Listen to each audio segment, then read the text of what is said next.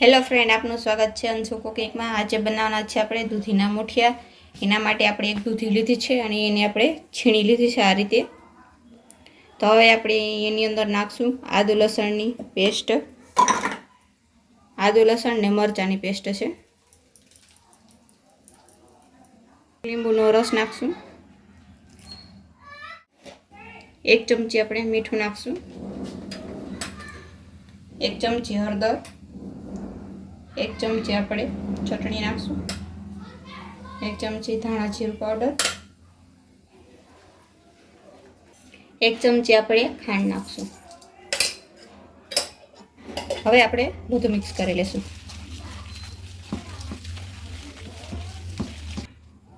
હવે આપણે ઘઉંનું જે લાપસીનું ભડકું હોય ને એ આપણે એક વાટકી નાખશું।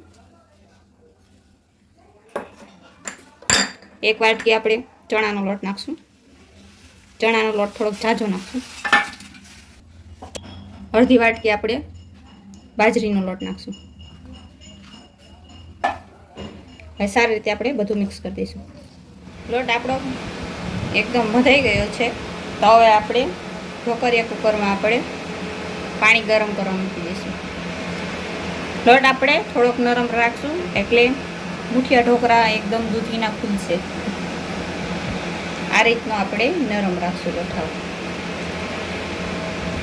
લોટ બાંધીને આપણે તૈયાર થઈ ગયો છે ને આપણે પાણી ગરમ કરવા મૂકી દીધું છે। હવે આપણે એની જે ઢોકળિયાની ડીશ હોય એમાં આપણે તેલ લગાવી લઈશું આ રીતે। હવે તેલ લગાવીને આપણે આ રીતે પતલા પતલા કરી લઈશું।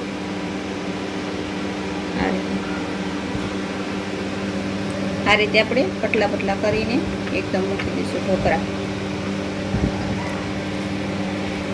આ રીતે આપણે બધા ઢોકળા બનાવી લઈશું। આ રીતે આપણે બધા ઢોકળા મૂકી દઈશું બાફવા। હવે આપણે આને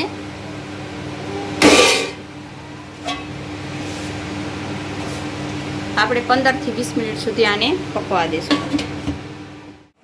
15 થી 20 મિનિટ થઈ ગઈ છે તો હવે આપણે જોઈ લઈશું ઢોકળા।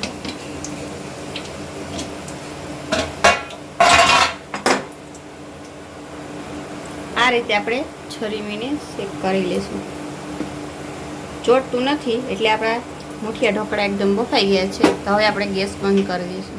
મુઠિયા આપણે કાઢી લીધા છે અને ઠંડા થઈ ગયા છે। તો હવે આપણે આને આપણે કટિંગ કરી લઈશું। આ રીતે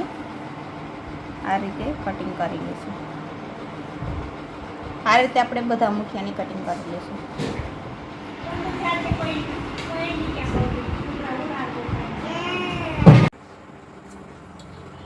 હવે આપણે વઘાર કરશું। 2 પાવર આપણે તેલ નાખશું। તેલ આપણે ગરમ થવા દઈશું। હવે આપણે રાઈ નાખશું। હવે આપણે થોડાક તલ નાખશું। લીમડાના પાન નાખશું। હવે આપણે ઢોકળા નાખશું।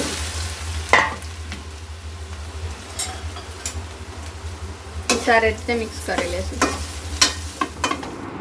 તો દૂધીના મુઠિયા બનીને તૈયાર છે।